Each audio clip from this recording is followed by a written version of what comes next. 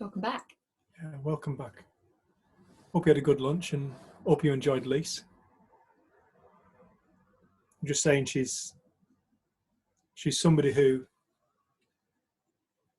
she will never tell you to the full extent of things that she's come to realise and gifts that she's found from within her mind and capacities that, like I would say, the mainstream would think has been impossible. And she asked me not to tell people, so I won't, but I'm very fortunate to have her in my life. Yeah, the things that she's discovered, she says it's not about that, but she acknowledges its existence and lives with it. And she's a special girl. So in this section, we've called it "True Freedom is All There Is." And I feel like this at this time, in this moment of humanity's existence, at a time when many people are feeling very trapped, this is worth a conversation.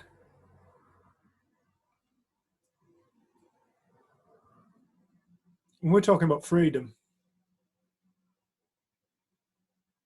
we're talking about a natural order. It's not something we have to become. The principles is nothing you have to become. You cannot become the principles. You can't do the principles. You can't even use the principles. You are the principles. You are the principles in motion. Everybody is a mind which is a conscious state thinking. And this conscious thinking mind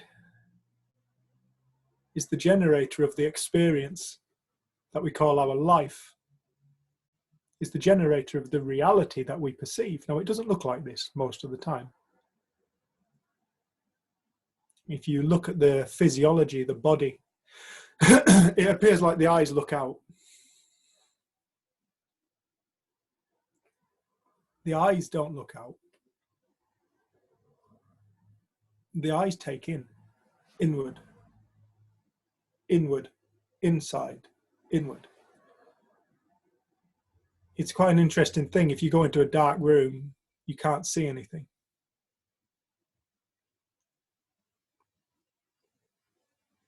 There's nothing there to see.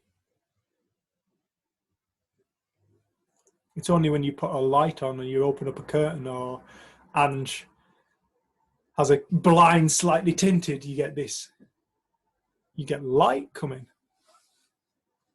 And this is all the eye sees is light. They're just taking light. That's all the eye does, is taking light.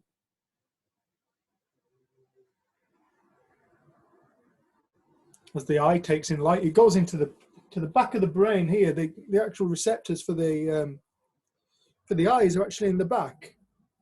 The part of the brain that deals with the optics is actually in the back of the brain. So that even the image that we see of an external world is one generated within our being. For everybody.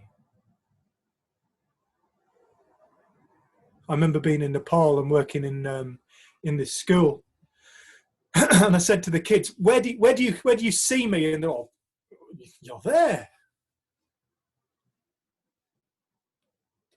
Actually, you see me from within.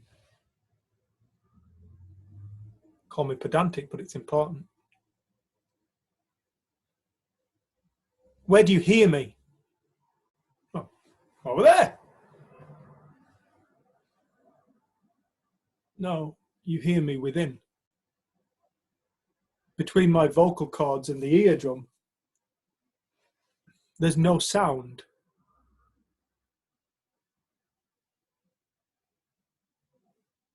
There's just the movement of air molecules. It hits the eardrum. With the physiology as we've been created and with the consciousness that we are, we generate the experience of sound within our being. We create the sound. We create what we hear.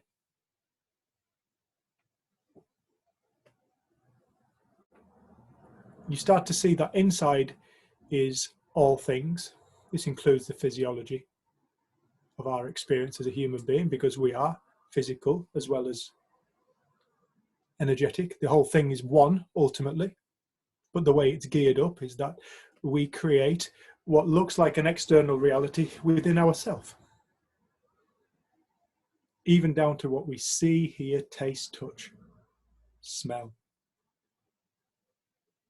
The experience is all an internal creation. Then whatever we think about the experience gives it a flavor, gives it a feeling state, and that's what we call our reality. You really have to look at Russ, like his smell is so from us. He picks up on things that we really don't, and he likes things that we really don't. And I think we were listening to something yesterday that just said, you know, we see such a limited amount of light, the spectrum, we see the rainbow, and there's just all these other lights that they're now getting technology to be able to read that we don't see. There is so much that exists that we don't hear and see, that we can measure with devices and things now. And I think that's the thing, you start to realize this reality in which we perceive is created through thought, but there's so much more. And I think that's why this idea and message of freedom and that is all that is taking place, is this free, intelligent energy manifest. And we get mesmerized by the manifestations. And judgmental of it. And I feel like the principles is almost, for me, it was like a wake up, see what's here. And suddenly I started to see more of the spectrum of what actually exists. And I know I'm scratching the surface, but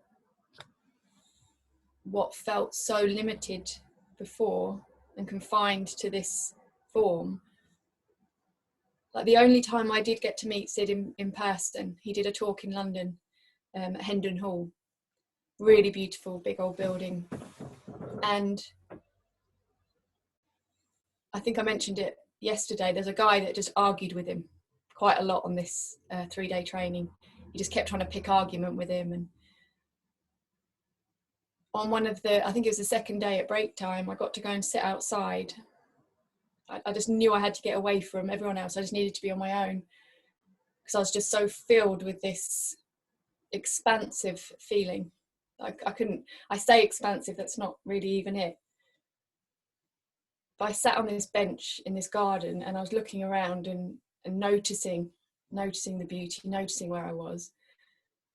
And then it was just for a moment, not being separate from the building, the plants, the trees, just this expansiveness. It was almost like I'd been feeling in the room, I was too big for my body almost, and I knew I needed to just go and sit outside.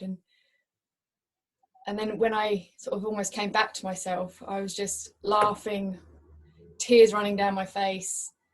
And I bumped into Rudy when I went back in, and we spent the whole lunchtime, and he didn't know what was going on for me, but I was just laughing and laughing and laughing. And it was like I got to touch freedom from the confinements of my stories, the things I thought created who I was. And even though I think at that point, it was 2008, it was a few months before Sid passed away,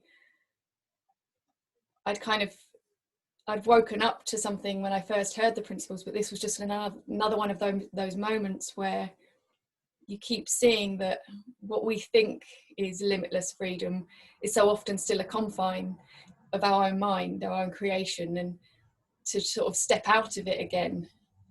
And what was running through my mind was the story of my life. And it was like watching a movie play out in front of me. And it was the comedy, the drama, the tragedy, the love, the tears. It was all of it, just from that place. It was hilarious, and I couldn't stop laughing.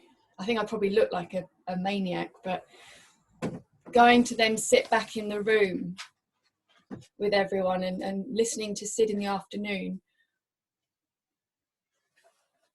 I had no question or no need for anything else. And I felt so full of peace and gratitude. And I always love to then share that after a 3-hour trip home from London, getting stuck in traffic and pouring rain, me and my ex-husband Rudy were living with my mum and dad. I don't think we were married at that point, and we had this massive argument about, I can't even remember. And it was the contrast between absolute, like, just bliss, freedom, this is it, to the confine of my personality and my character in this dispute about whatever it was. And the next morning we drove back into London and we were both laughing again, like, wow, like how convincing this stuff is, how consciousness brings to life reality, and it takes us on a ride. And then at some point we either jump off or we're put down, and we get to see it for what it is. But it can feel like in those constrictions that somehow we've lost our freedom. But to know that all experience comes from the same source, the same creative energy bringing to life. I think, again, I mentioned yesterday, the judgment starts to fall away. Like when I got to have that incredible experience in the garden at Hendon Hall, that wasn't me doing life right, and then me getting in an argument later, me doing life wrong. It was just life showing up, and we can find appreciation and a lightness in whatever does come to us. We don't have to have the same amount of judgment that we used to have. And I think that really showed me the contrast of those two experiences within the space of about probably 5 hours. Showed me the nature of this stuff is that it brings to life our experience, our world, full 3D colour, real for us. And I totally get why we buy into it and get lost in it and mesmerised by it. But the grace in understanding is that there's something that carries us in the times where we do feel lost, and it does feel like we've lost our freedom. And I think that's the thing I'm most grateful for. But it can look like freedom is an external thing to our own mind. And I think when I had another experience where I went on my cousin's hen do, and it was to Marbella, and I went to a really, like, I wasn't looking for the first night. I tried to kind of be Marbella and get all dressed up, and high heels, this ridiculous dress I'd borrowed, and I felt so uncomfortable. The whole night I was just like sat there, I couldn't move properly. The next night I was like, I'm just gonna be me. And we went to this busy, noisy, really famous apparently club, and it was bright, there was dancers, there was just so much noise, so much smoke. And I just sat on this sofa kind of looking around in absolute peace. And I thought, this is the last place I ever thought I'd experience peace. I don't normally like nightclubs. And then there's been times where I have sat on the most stunning beach with the best view, and the noise in my head is so loud and I'm so uncomfortable. Like, it isn't ever existing for us in another way. There isn't any other source of our experience outside of our being. And I think that's where I was saying this is so self-proving, because over the years you get to go through different experiences where you're like, wow, this really is true. I didn't think I would experience peace in that noise. And then there's places I've been where I thought, this is going to be so beautiful, it's going to be so peaceful, and I can't get my head to shut up. And I think, like Lisa's poem really spoke to, is it's finding ourselves present, not running off into the future or thinking that our happiness lays somewhere else. Because it doesn't. There is nothing that needs to be in place for us to experience happiness, peace, joy. But there's also no judgment in the times where we're caught up and we experience grief or sadness or fear or depression. And I think Mary put it so beautifully this morning when she said she didn't experience grief how she thought she would. It showed up different. And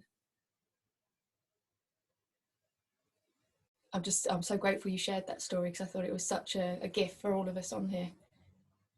And I know that I can still get quite caught up in fear of loss of people I love. Like that there's something in your story that reminds me again that we are built for this life and everything it brings to us.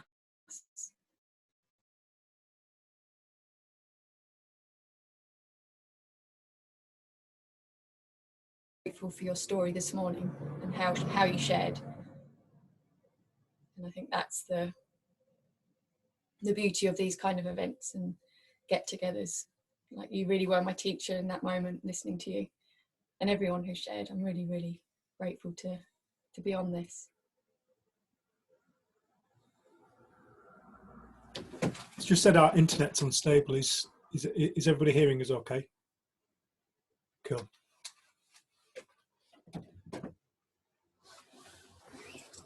You know, I've mentioned this story before, but people have probably heard this a few times, but I feel like it's a really important thing. I don't know if Gordell's still on. I think he only had the morning. Gordell's gone. We're working in Gordell's charity in South Africa. Gordell lives on the just on the outskirts of Soweto in Johannesburg, and his charities. Gordell, he's just one of the most fantastic human beings I've ever met. He's a dear brother of mine. Like, I love him dearly. Great man. Gordell set up a charity for physically disabled refugees like himself. And when Jen and I went there, we got to meet so many people who come from very different backgrounds to our own. Like, there were people there who'd seen their families raped and fathers killed, and brothers had tyres put round their necks and filled with petrol and set fire to them. I mean, some of the most horrific things. Gordell himself was petrol bombed in his own house in Soweto when he first moved in there.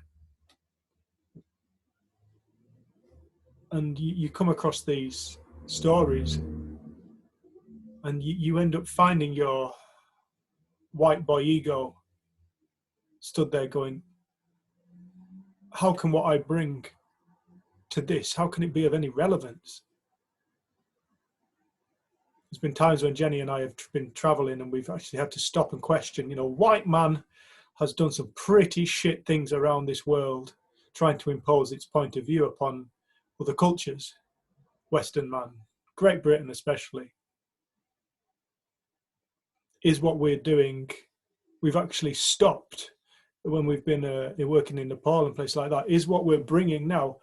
Hold on a second, rein it back. Are we bringing something of value, or are we bringing more trouble into the world? Are we imposing another point of view?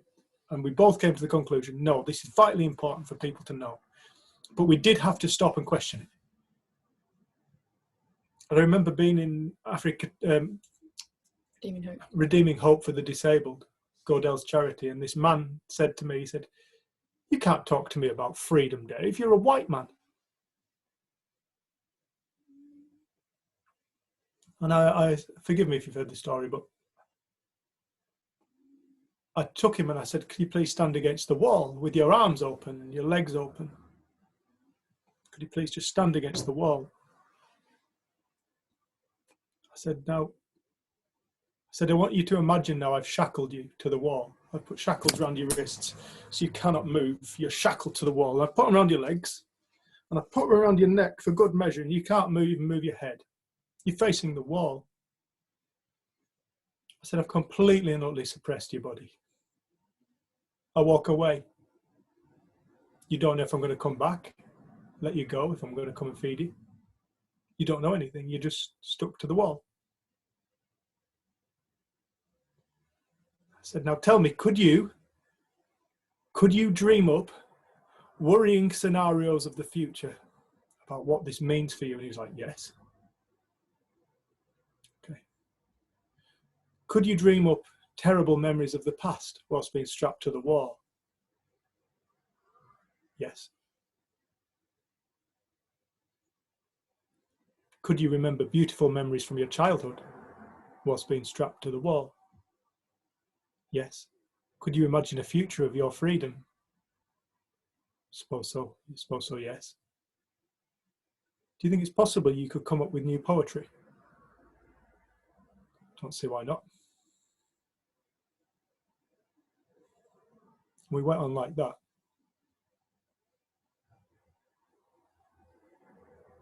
Like I say, I've spent time in prison. I had all different kinds of experiences whilst in prison. Incarcerated in a little room.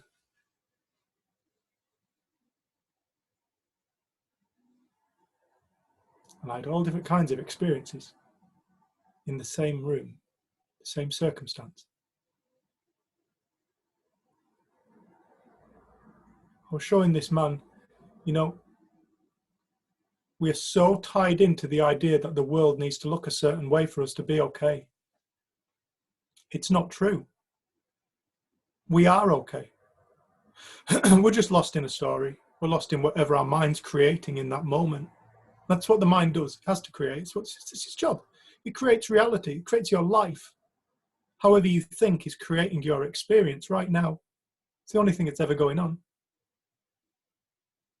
We had the gift of, just before lockdown, we've had a couple of conversations with him now, Terry Waite.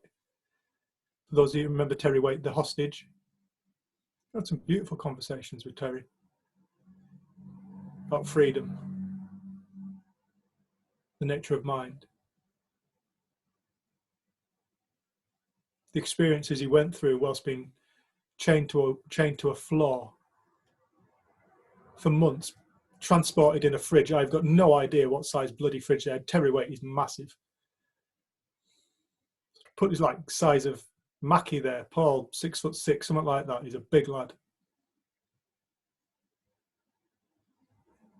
Strapped underneath a vehicle and transported. All these different experiences, but to hear his point of view on it and see that how you imagine it was very different to how he experienced it. We're constantly living in the creation of our own mind, dreaming up experience that looks like it's created from an external source. No dream is created from an external source. No experience, not even the physiology, the sense of sight and hearing and everything like that. It's all going on within the physiology. When I was in prison, I met this man. My first night in prison. I met this man, and the moment I walked in, he just went, I'm going to probably piss Claire and Sue and Paul off now with me. I think who else was it? Kath, was it, who's over in the northeast with my northeast accent. Hey man, you look like you can handle yourself. Sorry about that. Can you? I said, I think so if I have to, yeah. What's your name? Dave. Davey, man. He's called Davey. He starts shouting down the wing. It's called Davey. Who is it? Davey. It's Davey. This man was fucking terrifying to me. Bit taller than me, built like a brick shit house. Anybody who has seen Robin Hood, Prince of Thieves might know that the witch there has a cloudy eye. He had a cloudy eye. To being thrown through a pane of glass and losing it, getting it stabbed with glass. Bloody Geordies. I loved them. They were beautiful people. This man scared the crap out of me though. I remember that night, my first night, the suicide alarm went off in the cell next to me. And this man he was screaming, I can't remember his exact words, something, something, suicide. And that's what he just kept screaming down the hallway. Something, something, suicide. I was locked in this room with this man. This room was 2 meters by about 4 meters, maybe. Bunk beds, little shitty window, which you could open up about that big, which I fed the pigeons out of. The first night was terrifying. He was in for violence, like me. I got the impression he was far better at it than me.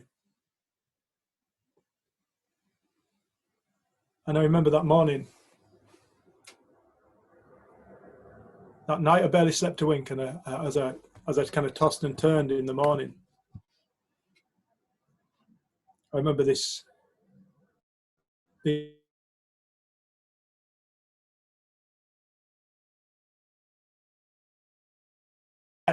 I was wide awake, but I didn't let him know that.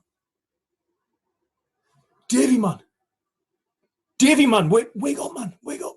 I just pretended to be asleep. I was just scared. Scared of this man. Anyway, eventually he left me alone and started sorting himself out. And then I heard the cell door open, lock go, big metal door, yay thick, opens up. He took this man and he left. I never saw him again. He was taken to a prison up in Scotland. And I just lay there feeling the relief and just like complete bewilderment. How have I ended up in this place? I had such judgment of people in prison, bad people, and here I am. Life's a true humbler. Life will show you your ego to your face. And if you're wise, you'll see it. I couldn't see it at that time. After a while, I got up. And I walked around this shitty little cell. I looked out the window. It snowed a few times whilst I was there, and I couldn't go out and play in it. And as I walked to the cell door, I noticed a piece of paper with some writing on it, and I picked it up and it just said, "Dear Davy, don't worry, it won't be as bad as what you think. And it won't be long before you're back with those that you love and your friends. Good luck."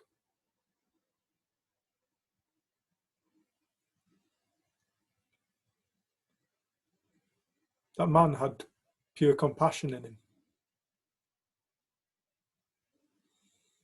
He had love and understanding within him. He knew I was upset. He knew I was scared. And he showed me love and compassion. That's what he's trying to show me. I just wasn't ready to hear it. I wasn't ready to see him for what he was. I was too busy seeing him for what I thought he was.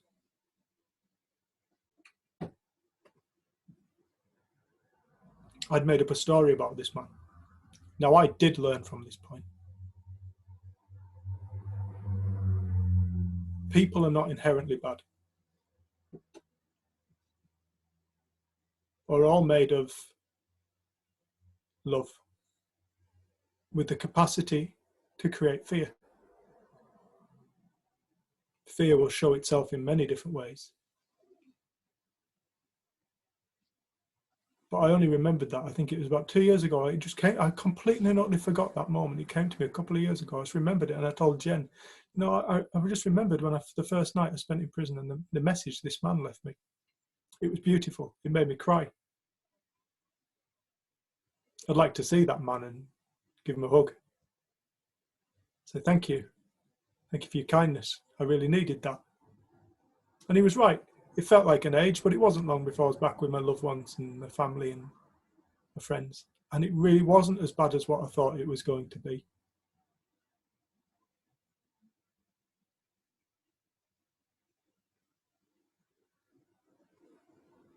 There's something about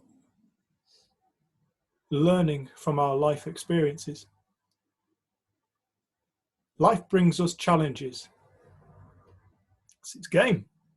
It brings us challenges.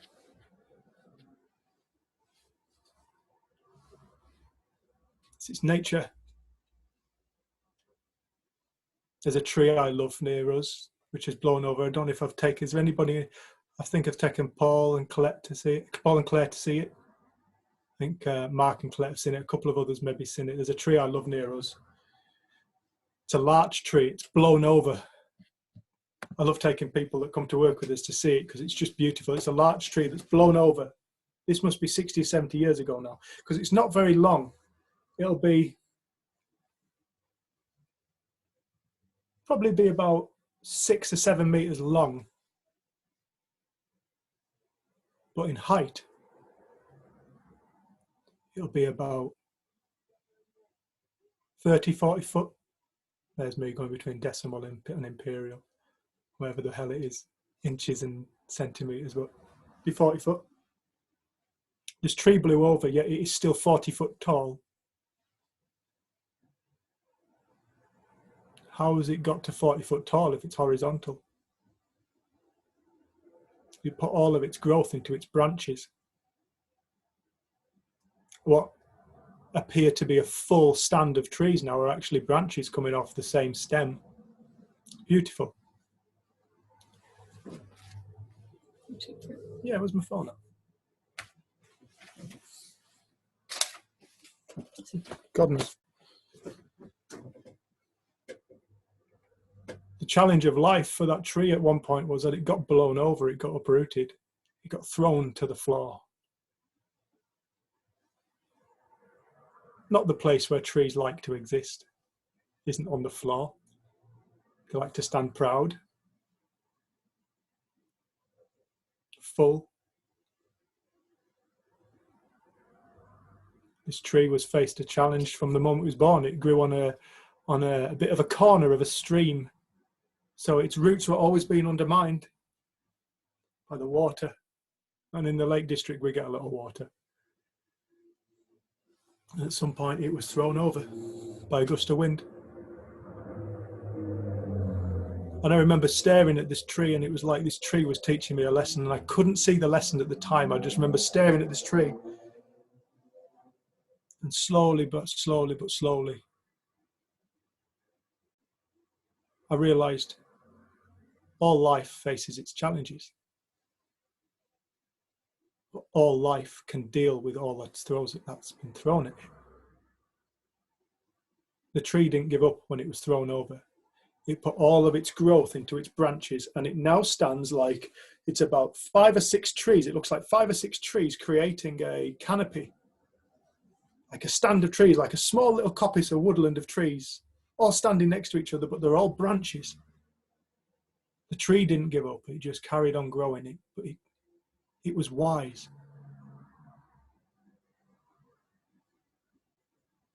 And it is now one of the most beautiful trees I've ever seen. And I remember thinking to myself, that's like me. Sometimes we get thrown over in life. Life throws us curveballs we do not see coming. The things we worry about are not the things to be worrying about, because life will bring us challenges we do not see coming. It's the nature of life. It's dynamic. It's always teaching us a lesson if we've got eyes. I remember looking at it and thinking, sometimes I felt undermined in life. Sometimes I felt totally thrown over. Every single challenge that has ever been brought my way has helped me grow more beautiful, stronger. Realize the perfection of all things. The intelligence within all things to deal with what it is facing, if we allow it.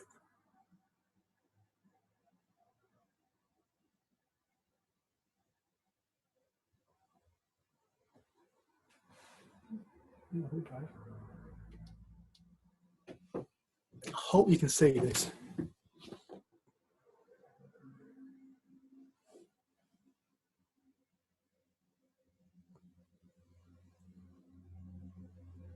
That's all one tree.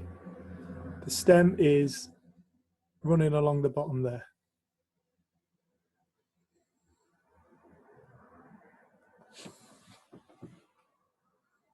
It's one of my best mates.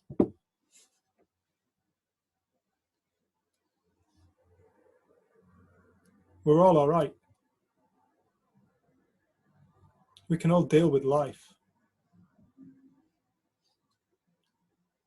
If you really look at when life gets difficult, it's always based in time. Our idea of time. What will I be like when? What happens if this happens? Oh, that thing that happened to me back then, when that happened. It's always based in time. Time ultimately doesn't exist.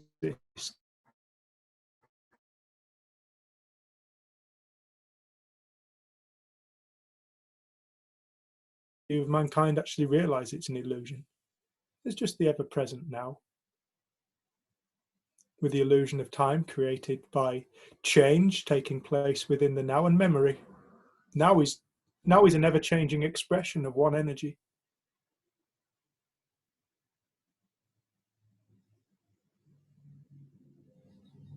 It's what creates the illusion of aging. Nobody's old. I could ask anybody, in fact, put your hands up. Who here on this screen feels any older than 20?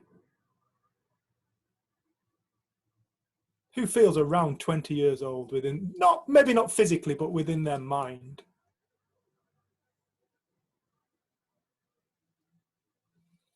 Yeah, the majority of hands go up. 5, says Kel. I feel 5. You see that the mind doesn't get old because the mind isn't based in time. Time's based in the mind. That's why people, as they get to like their late 80s, 90s, whatever, they go, I don't feel any older than 20 years old. Oh, Peter, of course you don't.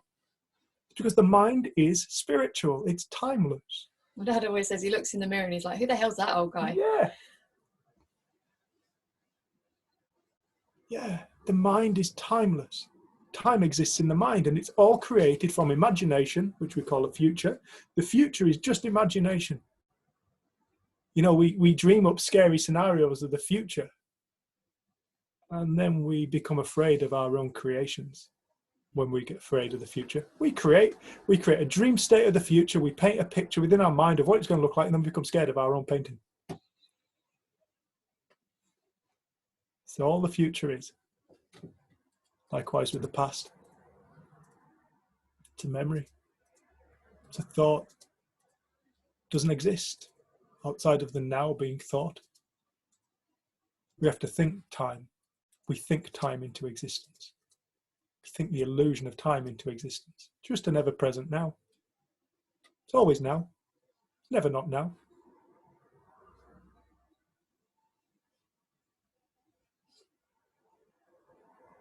People are far more useful to themselves and the world in the now. People who spend their lives in the future trying to get somewhere, trying to get somewhere, trying to get somewhere, trying to get somewhere, trying to get somewhere. Always trying to get somewhere. Even if it's out of this feeling I'm in now. Trying to get somewhere. You'll never find the answer in the future. You'll never get there. Because what you are looking for is imagination.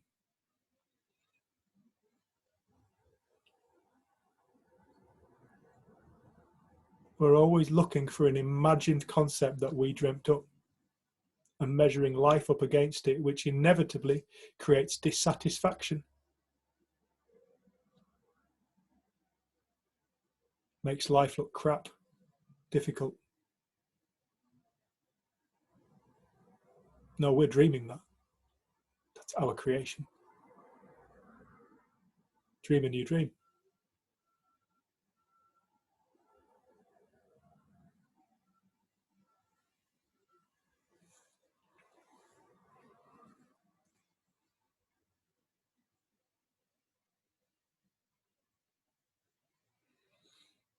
Something I just wrote down as far as Jen was speaking. Freedom is found when you see the story of confinement for what it is. It's just like it's a story, it's a thought. It's no more real than a thought. Everybody's free. We're so free, we have the capacity to even dream we're imprisoned by our own mind or the world. Circumstance, finance, relationships. Coronavirus. Coronavirus isn't anything that can give us an experience. Can't create fear.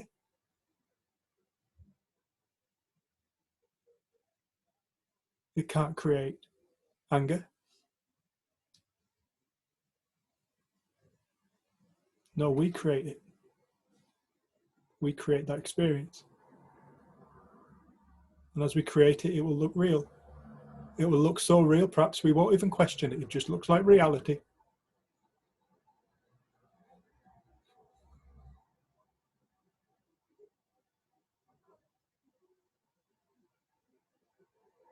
You realize you're the most powerful thing in the universe.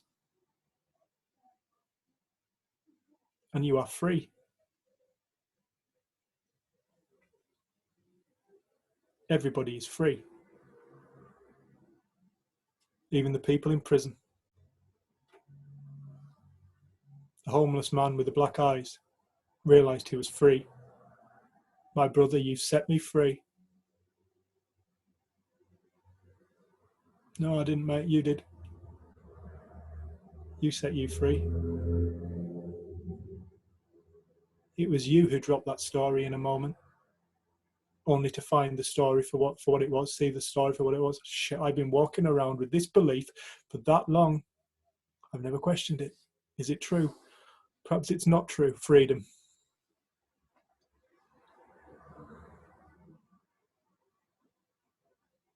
Like Sid said, there is no peace to be found in any belief. Even the ones we think are really good. Morals. Oh, my morals. They're a trap.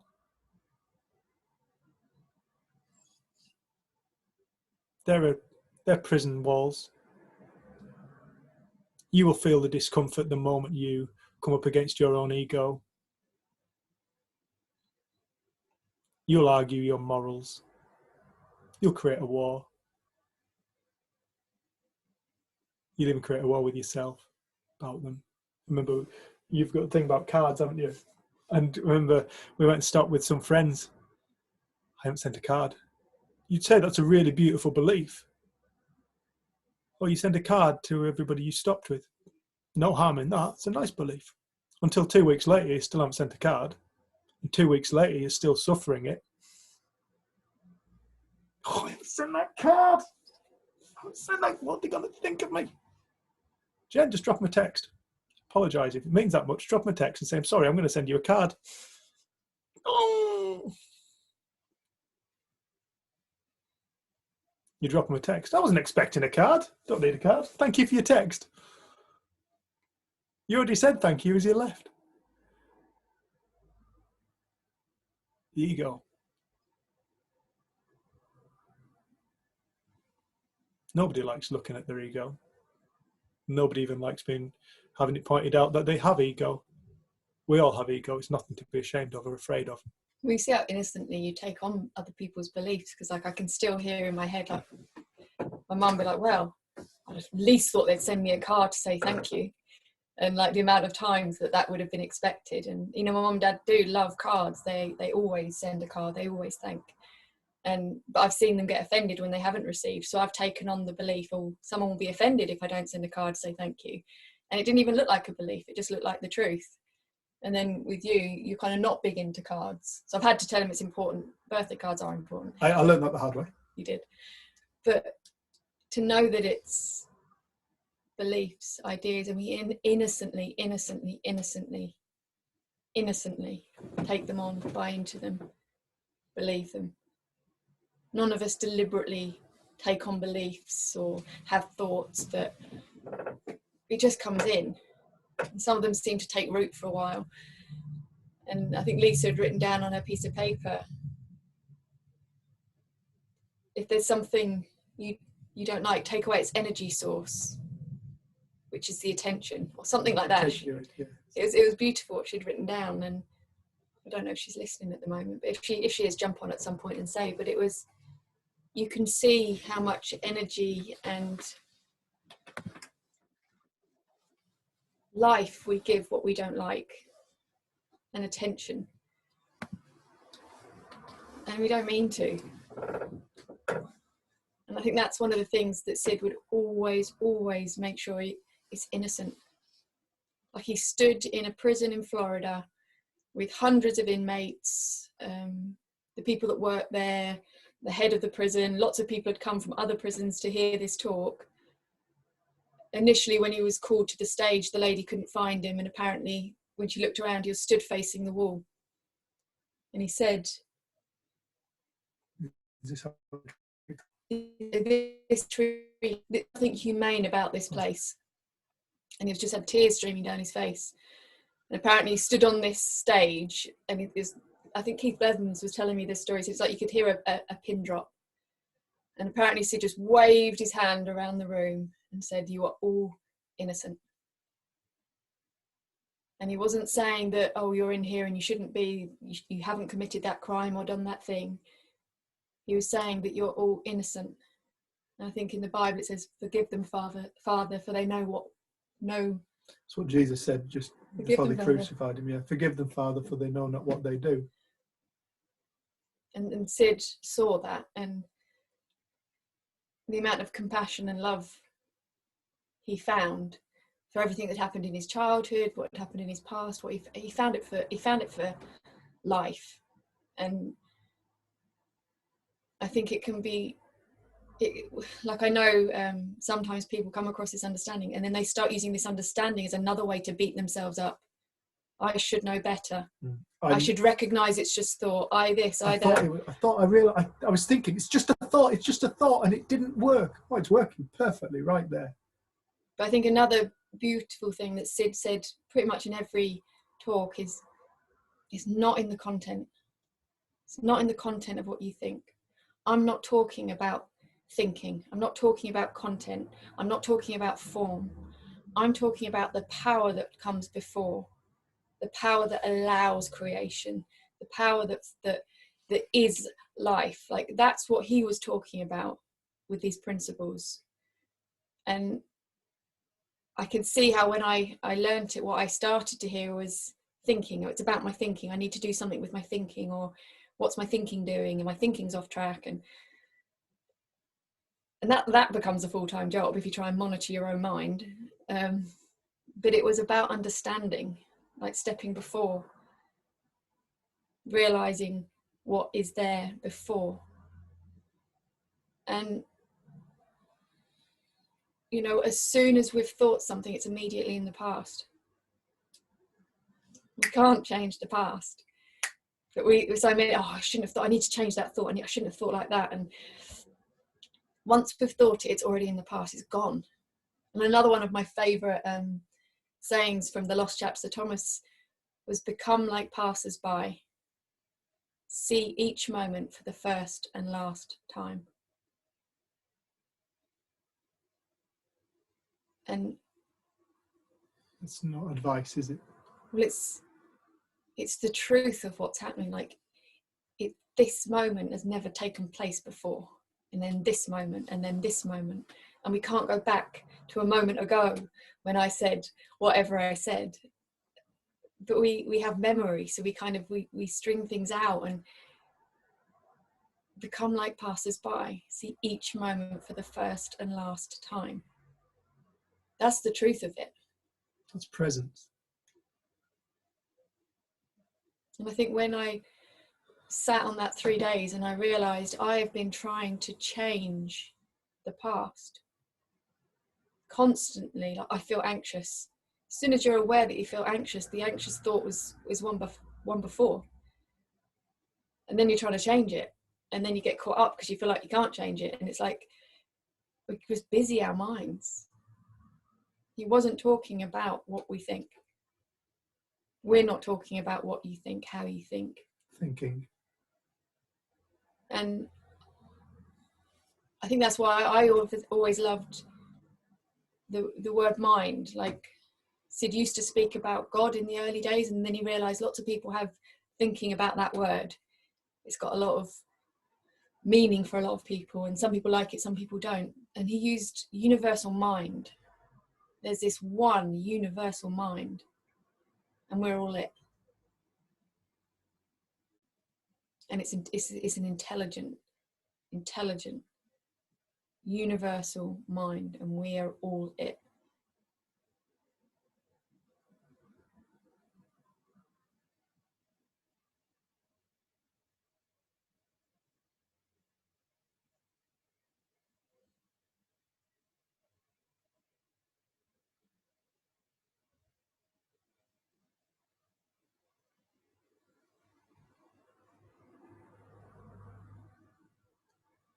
The world woke up tomorrow and realised that.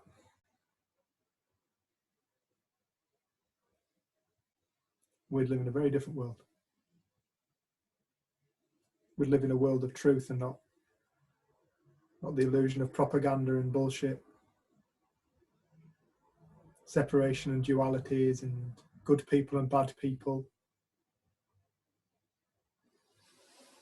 That has to bring about the humanity within people. The common good. Everybody is the common good. Common goodness. Everybody is common goodness. We see this time and time again, going into prisons and seeing bad people suddenly wake up and go, I want to help the next person. I don't want to destroy people anymore. I don't want to hurt people. I want to help people. I remember one time, one of the first prisons I ever went into was Preston, category A. To speak or to? To speak, yeah. Category A, I was on a, clear that one. It was on a recovery wing. I remember standing up and giving my talk about recovery. And I said, look, I don't want to talk to you about recovery from substances. I want to talk to you about recovery from my misunderstandings. I remember this lad, he came up to me at the end and he went, Dave, tell me what you did. I said, what do you mean? I said, yeah, I knew he only had 5 minutes because he had to go off the wing to go back to his work. His work would be something like cleaning kitchens or something like that. So tell me what you did. I said, well, have you got access to the internet? He went, no. I'm in prison, Dave. Said, oh, yeah. Have you got access to books? I'm in prison, Dave. Oh, yeah. And he's just staring at me and I'm like, all busy people were putting away chairs. There was chair movements across hard floors, lots of noise. And I said, right, come here. Took him to the far end of the wing. I had 5 minutes. I just explained to him in 5 minutes what I'd come to understand about the nature of life. And I watched this man's face. He said to me, I remember he said to me, he said, I'm always in here because I enter into these dark places of thought. He said, and as I do that, I start drinking and then I start acting like a dickhead. I'm always in and out of this place. I don't want to do it anymore. I took it to one side and I shared with him what I'd come to understand about life. I remember this man's face just, years dropped off him in 5 minutes. His face just relaxed. Went from that to kind of,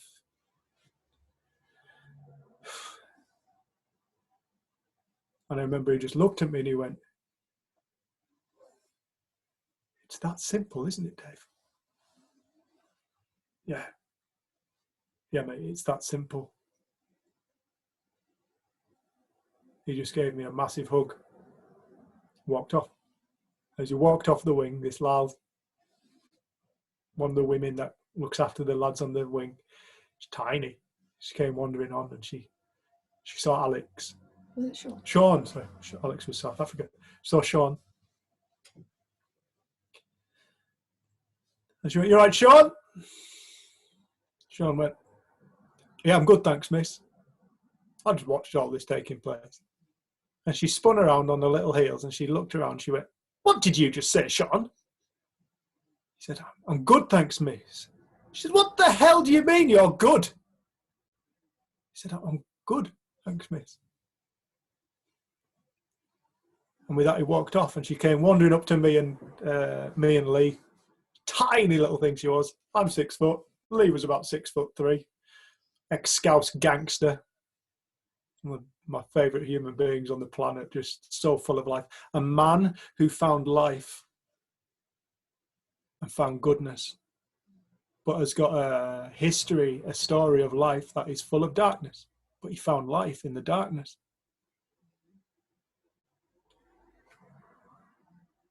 And she said, have you set out to Sean? I said, yeah. Told her, and she went, right, I want this on the wing. I want this on the wing. I wrote a proposal, never heard a thing. Typical prison bureaucracy crap. Well, I got an email off it. It was a month later, and it said, what have you said to Sean? He's a changed man.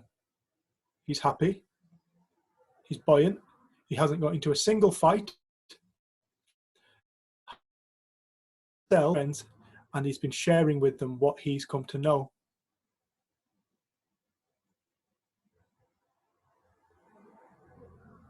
Common good. Everybody's made of it. Every single corrupt banker, every single shite politician, every single world leader that we look at and go, what are you doing? They're all made of common good. There's no such thing as evil. Evil's a delusion of ego.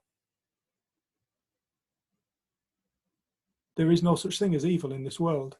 There's just misunderstanding. There is the common good of all things, the common love, the unified love of being, playing the game of complete and utter lostness, which creates what looks to be evil, but it's still born of the common good, just misunderstanding. It's a misunderstanding of thought, using thought in a way that creates suffering. Thought is so free, it can create suffering. And create all suffering, create the deepest suffering you can possibly experience and deeper. It's all thought. But the same power can create and unify a whole world. The same power can free us from the lostness of our own mind. The same power that creates the lostness is the same power that creates the freedom. The lostness is an illusion. The freedom is the truth. Everybody's perfect, just in various different degrees of lostness or foundness, whatever you want to describe it as. It's just a state of awareness. Each is just a state of awareness.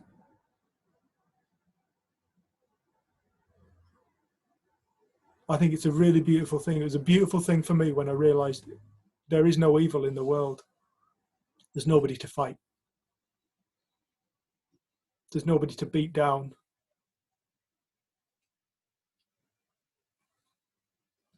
There's no separation. We're all the same, dreaming different dreams.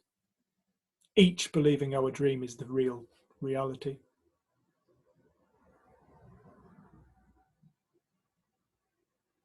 We think what we experience is true and who we are. No, it's not. That's just an expression of thought in that moment. That's all reality is. That's all life is. You see it and then you go play. You find yourself more free, you take on more challenging things, you realize you can't be hurt. You realize life isn't what it is, neither's death. It's all spiritual. People say, are you spiritual, Dave? No more so than this cup. Everything's spiritual. Everybody's spiritual. Spiritually aware. Yeah. I'm aware of the spiritual nature of life. Can't describe myself as spiritual though, because that would suggest that it could be anything else. Or there is people that are anything else. No, they're not.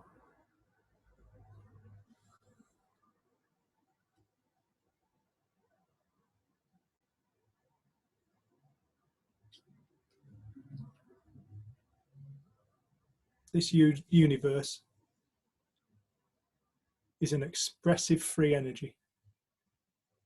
You look at humanity, just humanity. You look at its history. Never the same moment twice.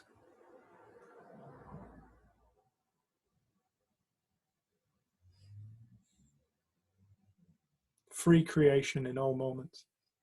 Infinite creation in all moments. Infinite realities. One ultimate reality. When we stop being fascinated by our infinite realities. Am I this thought? Am I that thought? Hang on, you've had how many thoughts throughout your life? Why are you identifying with that thought? Why that thought? Why not that thought? Why not that thought? Why not this thought? Why not that thought? Why are you identifying with that thought? Oh, I'm a depressive, I'm an anxious person. Why that thought? Why do you identify with that thought? Till you wake up and realize you're not none of these thoughts. Oh, I'm none of these thoughts. I don't have to label myself. In fact, the moment I give myself a label, I'm in misunderstanding. Because what I truly am cannot be labeled.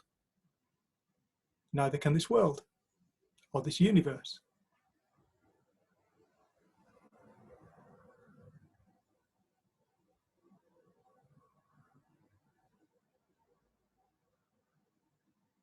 Freedom. I don't think my auntie Sue's on at the moment, but she came across this the same time I did. We both went to the 3-day in London with Roger, and she was a secondary school teacher, and then she had gone and started working at a referral unit for kids that had been kind of kicked out of mainstream and excluded so many times that they ended up in this just referral unit. And I got to go in with her a couple of times, and it was so cool to see her because she did not speak to the behaviour. She spoke to that space that she knew was within.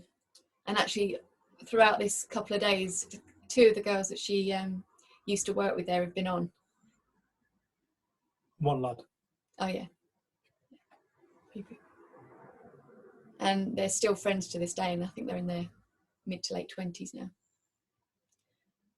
But when I watched her with the groups, you could see that they all reacted and responded differently with her.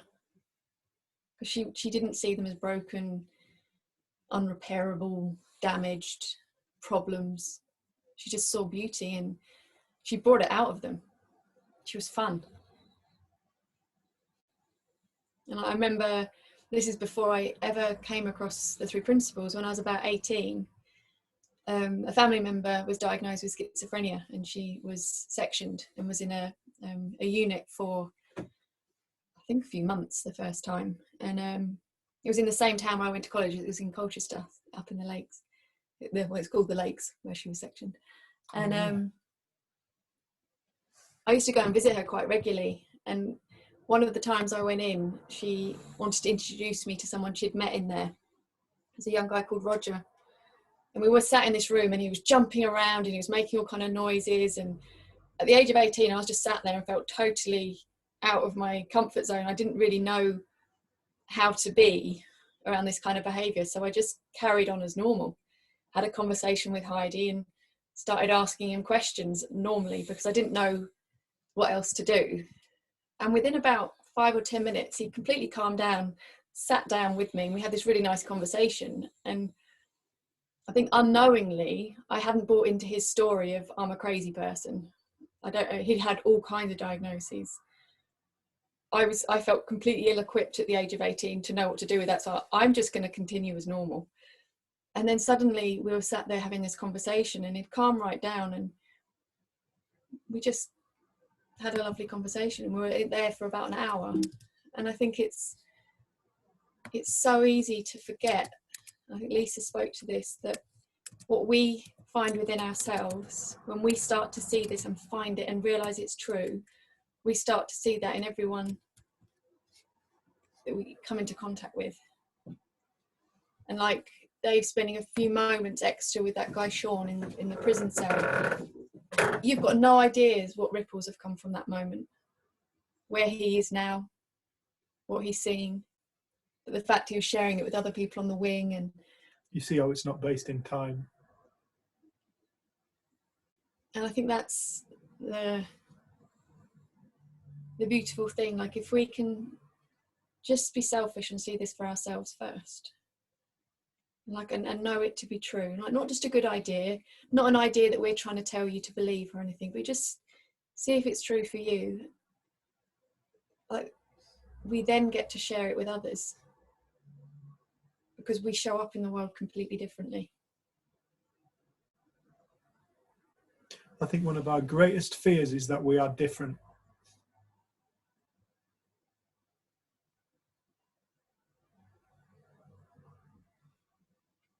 Like,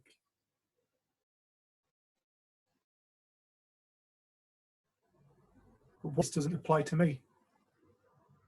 But you don't understand what I've been through. I've been through this, that. Makes me different. Yeah, of course, everybody goes through different experiences. We have to.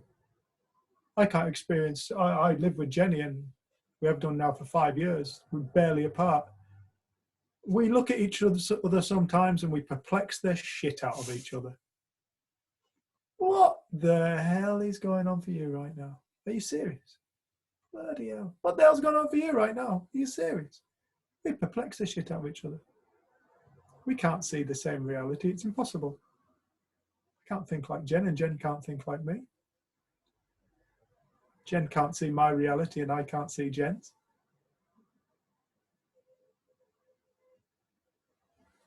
But one of people's greatest fears is, what if I'm different? What if there truly is something wrong with me?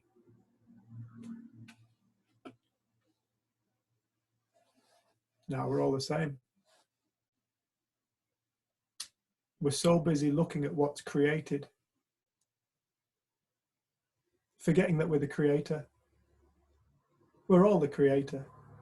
That's where we're all unified. We're all the same being, playing the game of what looks like different beings. Identifying with names, ages, sex, colours, religions, races, genders. No, we're all the same being, playing the game of separation. We're all unified. That's why the word universe has one word, uni, in it. Singular. I don't know what verse means. I need to look that up. I like to think it's a rhythmical song.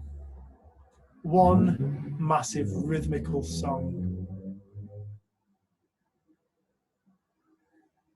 It's all the same thing. There's nothing to be afraid of ultimately. Ultimately. Nothing. Not even our deepest fear. That's a thought, not a thing.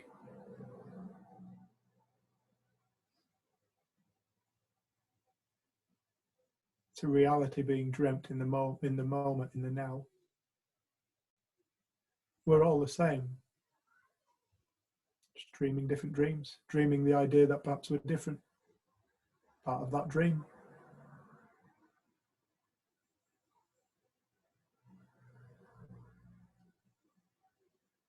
We all have our dark thoughts. We all have our thoughts we wouldn't dare tell anybody for fear of social, talk about social distancing.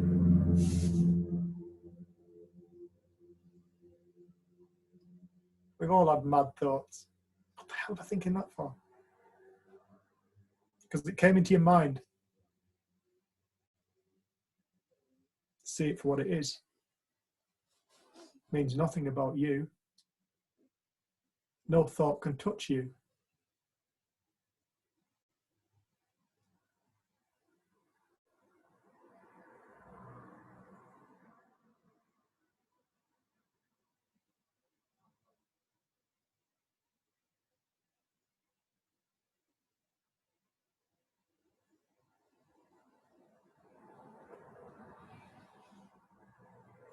Done. So we've got 15 minutes just to get coffees and teas, and then we're going to come back, and we'd love to hear from everyone. If you've got questions, sorry if you've been holding on to them all day, but maybe some of them have been answered. Questions, comments, observations, anything, at 3:30 UK time. 15 minutes.